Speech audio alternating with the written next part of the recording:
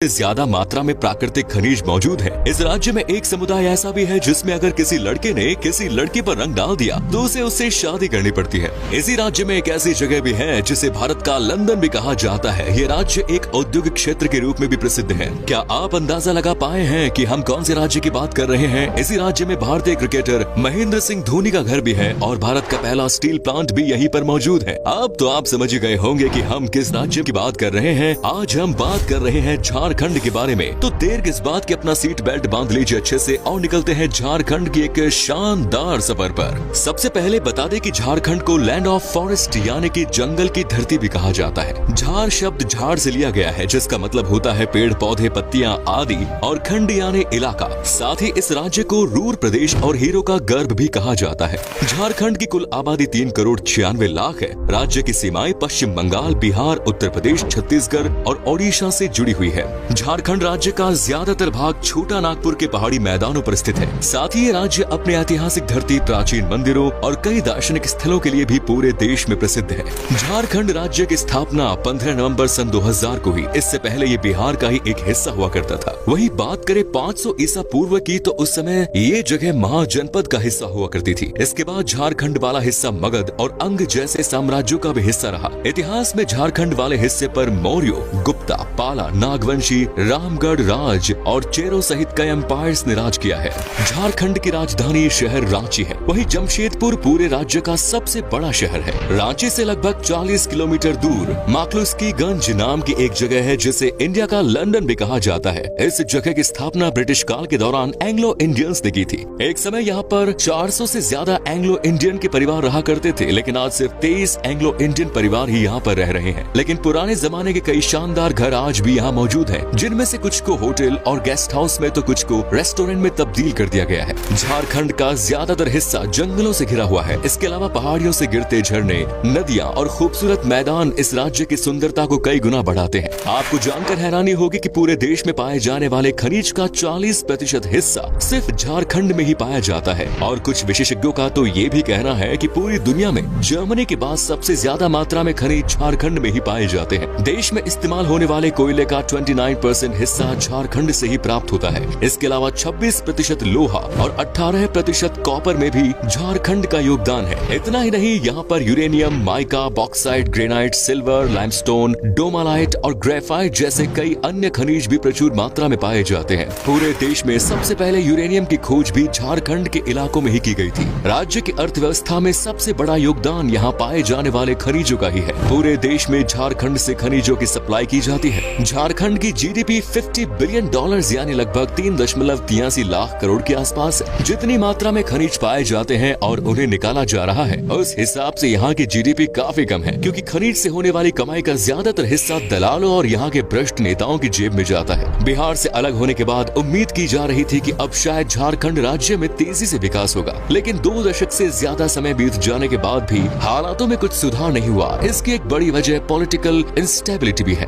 पिछले 20 सालों से झारखंड की सत्ता में 1 दर्जन से ज्यादा बार परिवर्तन हो चुका है और साथ ही झारखंड बिहार से अलग हुआ है। जिस राज्य की नींव ही कमजोर हो उसे आगे बढ़ने में थोड़ा समय तो लगता ही है। झारखंड में आज भी सिर्फ 24% लोग ही शहरों में रहते हैं और बाकी 76% लोग गाँव में अपनी जिंदगी गुजार रहे हैं। राज्य में पॉवर्टी रेट भी अन्य राज्यों के मुकाबले काफी ज्यादा है। लगभग 42% लोग झारखंड में गरीबी रेखा के नीचे जीवन यापन करने को मजबूर है। झारखंड में खनिजों के अलावा बड़ी संख्या में लोग खेती बाड़ी से भी जुड़े हुए हैं। यहाँ पर गेहूं, मक्का, उड़द, मूंग, सरसों, मूंगफली जैसे कई चीजों का खेती की जाती है। इसके अलावा आम, केला, लीची, पपीता और कटहल का उत्पादन भी किया जाता है। वहीं आलू, प्याज, टमाटर, मटर जैसी कई हरी सब्जियों का उत्पादन भी झारखंड के किसान करते हैं। लेकिन इसके बावजूद झारखंड के किसान अपने परिवार का ठीक से देखरेख नहीं कर पाते और इसी वजह से हर साल बड़ी मात्रा में झारखंड में किसान खुदकुशी कर मौत को गले लगाते हैं। भुखमरी भी झारखंड में एक बड़ी समस्या है। जिस राज्य में इतनी ज्यादा मात्रा में प्राकृतिक संसाधनों और खनिजों के भंडार मौजूद हो, वहाँ के लोग इतनी गरीबी में रह रहे हैं, ये एक हैरानी वाली बात जरूर है।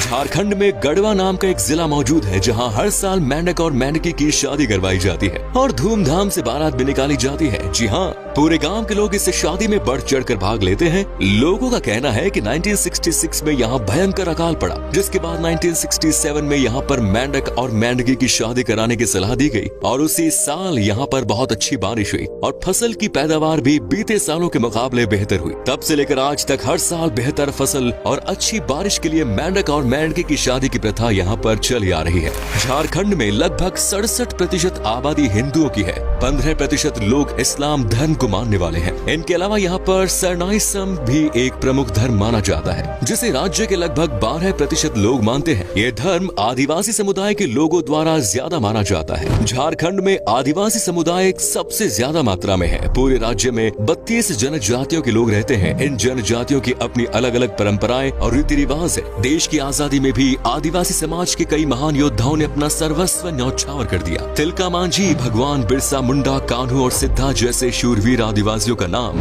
आज भी भारत के इतिहास में स्वर्णिम अक्षरों से अंकित है। झारखंड की बात हो और बिरसा मुंडा का बात ना हो, ऐसा हो ही नहीं सकता। बिरसा मुंडा एक युवा स्वतंत्रता सेनानी और एक आदिवासी नेता थे, जिनकी 19वीं सदी के अंत में भारत में ब्रिटिश शासन के खिलाफ विरोध के रूप में याद किया जाता है। झारखंड राज्य का लिटरेसी रेट सिर्फ 67.63% है। आज भी झारखंड में स्वास्थ्य और एजुकेशन की अच्छी सुविधाएं मौजूद नहीं है। यहाँ बेहतर शिक्षा और अच्छे स्वास्थ्य उपचार के लिए लोगों को लंबा सफर तय करना पड़ता है। पोषण की कमी भी झारखंड की प्रमुख समस्याओं में से एक है। झारखंड राज्य में कई नदियां और बांध है, जिनमें से सबसे प्रमुख मैथन डैम है। ये डैम बारबर नदी पर बना हुआ है, जो धनबाद से 42 किलोमीटर की दूरी पर स्थित है। इस डैम की खास बात है कि यहीं पर भारत का पहला underground hydro electric power plant लगाया गया था। झारखंड की कई नृत्य शैलियां हैं, जिनकी अपनी अलग अलग पहचान है, जिनमें डोमकच, पैनकी, चौ, मुंडारी और झुमेर आदि प्रमुख है। साथ ही संथाली झारखंड का एक बहुत ही लोकप्रिय लोक नृत्य है। ये झारखंड की संथाल जनजातियों द्वारा किया जाने वाला एक समूह नृत्य है। रांची में संथल नाम के समुदाय के लोग रहते हैं। मजे की बात यह है कि इस समुदाय में होली का त्योहार 15 दिन पहले ही खेलना शुरू कर दिया जाता है। लेकिन होली को यहाँ बाहा पर्व के नाम से जाना जाता है। बाहा का मतलब होता है फूल। इस त्योहार में लोग एक दूसरे पर पानी डालते हैं और फूल फेंकते हैं। इस समुदाय की परंपरा है कि अगर किसी लड़के ने बाहा पर्व के दौरान किसी लड़की पर रंग डाल दिया तो उसे उस लड़की से शादी करनी पड़ती है, और अगर लड़के को वो शादी मंजूर ना हो तो लड़के की सारी संपत्ति उस लड़की के नाम ट्रांसफर कर दी जाती है और ये हक यहाँ की पंचायत को प्राप्त है। झारखंड को लैंड ऑफ फेस्टिवल भी कहा जाए तो गलत नहीं होगा। यहाँ आप साल के किसी भी महीने चले जाएं, आपको ऐसा ही लगेगा जैसे कोई त्योहार मनाया जा रहा हो। जगह जगह सुंदर मेलों का आयोजन पूरे प्रदेश में किया जाता है। जीतिया, नवाखाने, सोहराय और सरहूल आदि यहाँ के प्रमुख त्योहार हैं। और जावा एक और अनोखा त्योहार है जो कि राज्य की कुंवारी लड़कियों द्वारा मनाया जाता है। चलिए अब आपको झारखंड के कुछ प्रसिद्ध जगहों के बारे में बताते हैं जहाँ आप घूमने जा सकते हैं। शुरू करते हैं रांची से। रांची को झरनों का शहर भी कहा जाता है, जिनकी सुंदरता आपका मन मोह लेगी। इसके अलावा रांची में गोंडा हिल, यहाँ का रॉक गार्डन सैलानियों के बीच काफी प्रसिद्ध है। आपको बता दें कि रांची में ही देश का सबसे बड़ा मछली घर भी मौजूद है। भगवान बिरसा बायोलॉजिकल पार्क और एक बायोडायवर्सिटी पार्क भी रांची में है। और टैगोर हिल और आदिवासी संग्रहालय जैसी और भी कई जगह आपको रांची में घूमने को मिलेगी।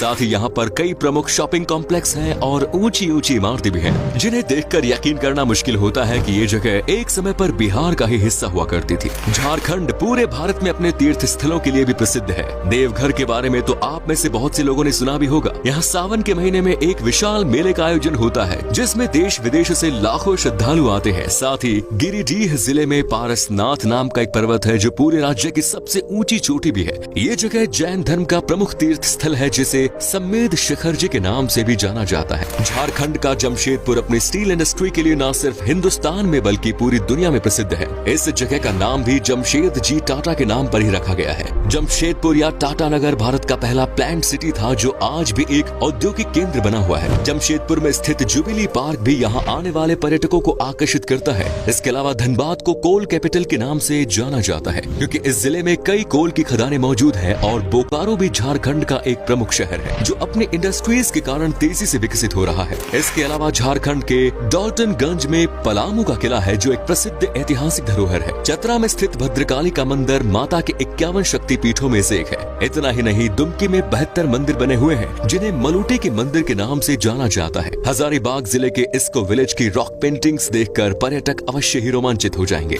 झारखंड घूमने जाने के लिए सबसे अच्छा समय अक्टूबर से मार्च के बीच माना जाता है। देश के सभी प्रमुख प्रमुख राज्यों और शहरों से झारखंड तक की रेल सेवा मिलती है। झारखंड की राजधानी रांची राज्य का सबसे बड़ा एयरपोर्ट है। इसके अलावा धनबाद, दुमका, बोकारो, जमशेदपुर में भी एयरपोर्ट मौजूद है, लेकिन वहाँ की टिकट आपको थोड़ी महंगी पड़ सकती है और सभी शहरों से सीधी उड़ान भी इन जिलों की नहीं मिलेगी। इसलिए फ्लाइट के माध्यम से झारखंड आने के लिए रांची एयरपोर्ट का इस्तेमाल करें। चलिए अब बताते हैं कि आपको कितने पैसे खर्च करने पड़ेंगे झारखंड की एक ट्रिप में। आप अगर 7 से 8 दिन की ट्रिप पर जा रहे हैं तो लगभग 17 से 18 हजार के आसपास खर्च होगा, जो कि काफी सस्ता है। तो दोस्तों, ये था हरियाणा से भरी राज्य झारखंड। कैसा लगा बताइए हमें कमेंट्स में। और आप में से अगर कोई है झारखंड से तो हमें जरूर बताइए, क्या कभी आपने विजिट की है ये राज्य, और अगर किया है तो आपका एक्सपीरियंस कैसा रहा ये भी हमारे साथ शेयर जरूर करें। उम्मीद करता हूँ कि हमारा ये एपिसोड पसंद आया होगा। वीडियो को लाइक कीजिए और अपने दोस्तों और रिश्तेदारों के साथ इसे शेयर करना ना भूलें।